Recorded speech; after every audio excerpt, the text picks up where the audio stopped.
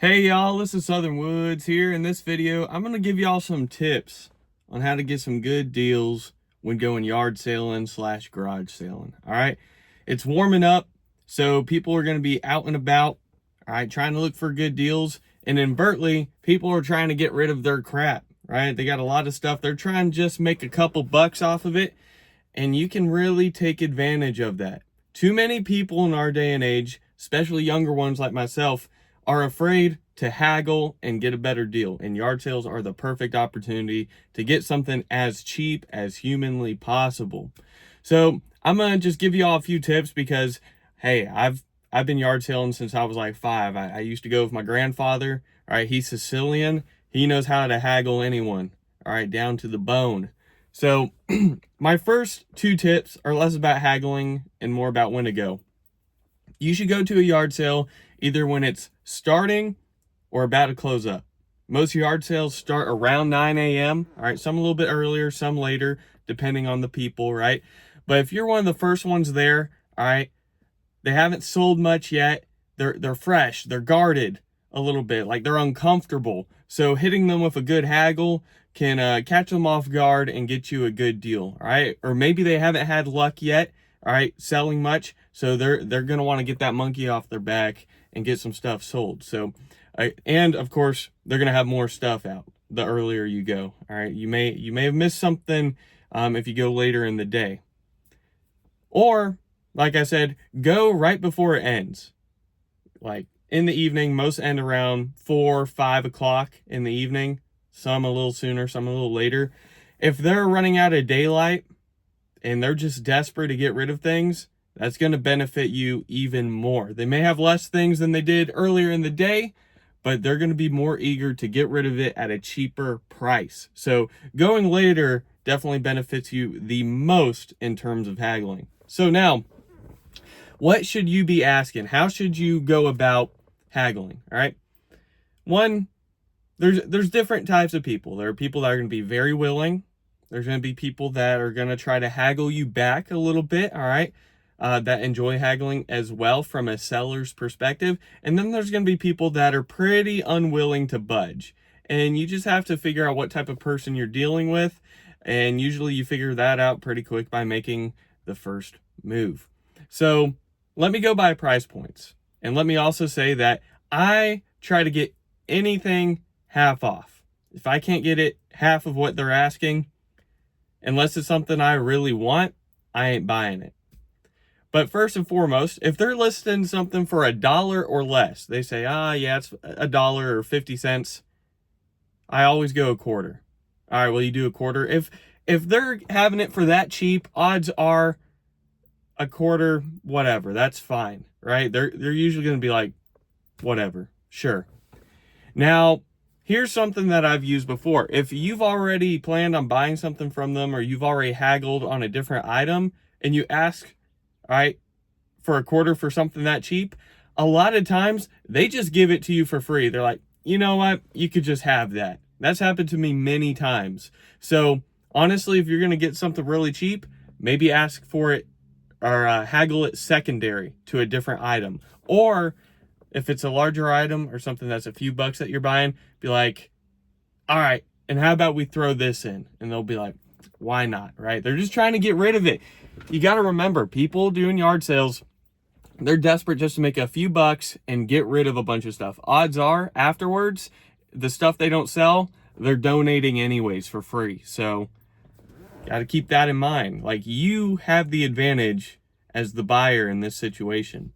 Now, if it's let's say $2, $3, $4, I'm going to be like, hey, how about $1? One crisp dollar bill. A lot of times they'll do that. Now, when we get to like $10, this is where I really go 50%. Like if it's something $10, let's say a pair of shoes, right? Lightly worn. How about $5 for the pair? They may say yes.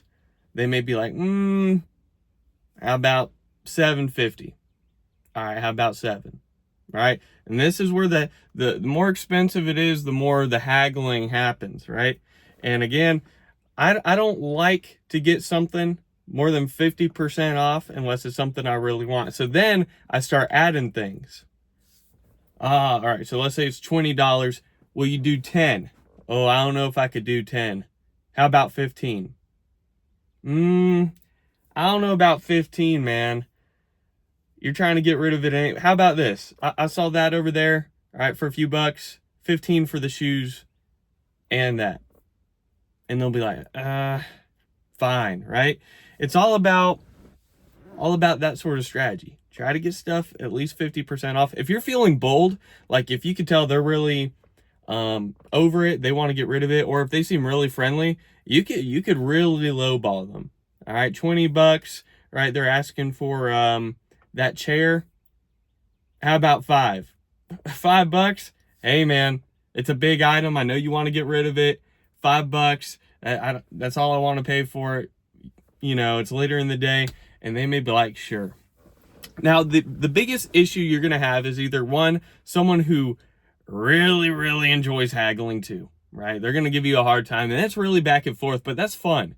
But if you're not used to that, you're not someone who's experienced in negotiating like that, it may be uncomfortable. They may swindle you into buying things you don't want to buy.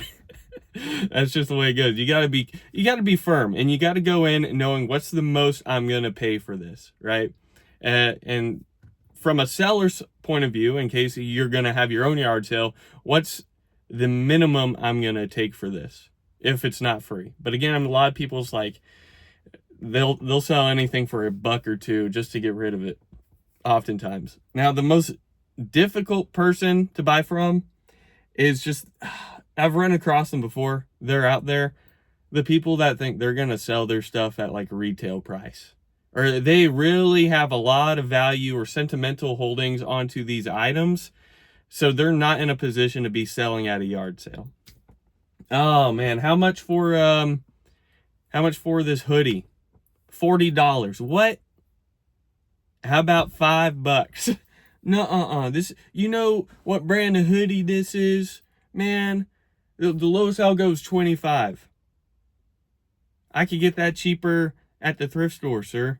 Or ma'am. No, sorry. Can't budge. All right.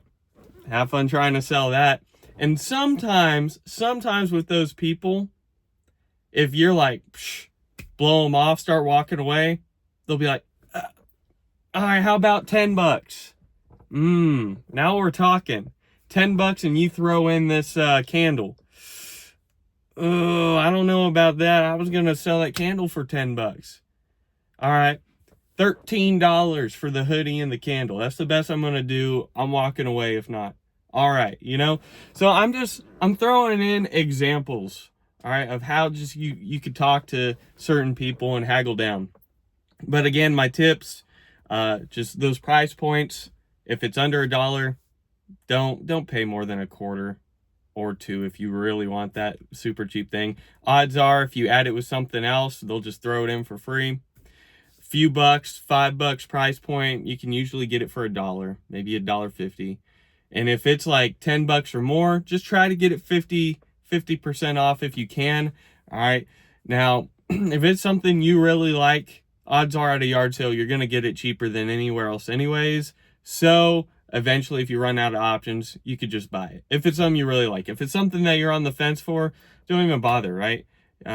You only have so much cash on you, and you want to use it and stretch it out as much as you can. That's the art of going to yard sales and haggling. And then, yeah, go to the morning if you want the most variety of things they got, and maybe catch them off guard. You can still get good deals that way. But most of all, if they're going to be packing up soon, they're going to be more desperate to get rid of it. So if you're not used to negotiating, this is a great way to get into it, right? A lot of people are friendly. They're personable. If they're having a yard sale, they're expecting social interactions.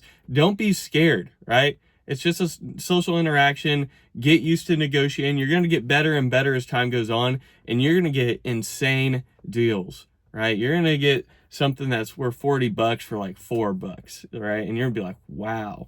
So those are like my little tips and little scenarios that I dropped in for y'all, because again, I love yard selling. I find some great deals haggling others around the neighborhood. Anyways, hit me the like button if you like the video. If you want to see more of these type of videos, outdoor videos, food reviews, hit that subscribe button, join the Southern Woods community. Without further ado, y'all, Southern Woods out.